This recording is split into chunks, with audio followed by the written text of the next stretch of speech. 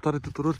Astăzi facem o tăiere la un măr care a avut destul de multe tăieri drastice anul trecut și ca atare pombul a reacționat. Vedeți foarte multe creșteri anuale, foarte multe creșteri lacome și va trebui să-i scurtez cumva dintre acestea și să elimin cumva dintre acestea, pentru că pomul inițial a fost un ax central foarte sus, ca un fel de plută, ca să zic așa. S-a scos din interiorul acestuia, după cum puteți vedea, tăieri.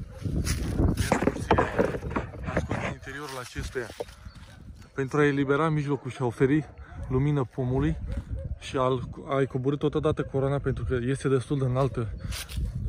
Cumva aici este 1,50 m, 1,60 m, foarte înaltă coroana de unde a plecat acesta. Și acum va trebui să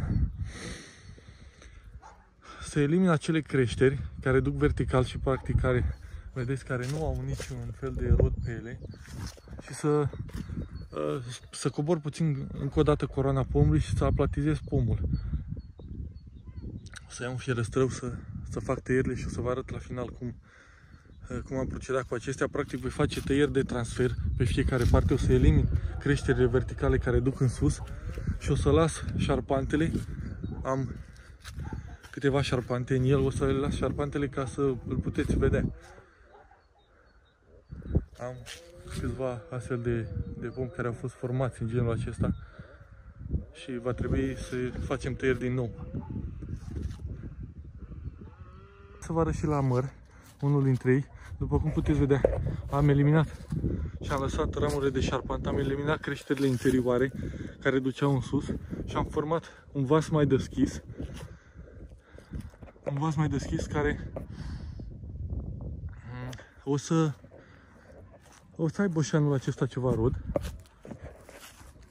Un vas mai deschis, o să aibă ceva rod. I-am lăsat creșterile anuale pentru a garnisi și vedem pe parcurs. Vedem la anul și în tăierile în verde, neapărat va trebui tăieri în verde pentru eliminarea lacomelor, că sigur vor da lăstare lăcomoși după ce eu am eliminat din coroana pomului o cantitate mai groasă. Mai avem câțiva, facem și pe acestea încă 3, tot la fel, eliminăm aceste țăpuși, 3 țăpuși care duc în sus și deschidem puțin pomul.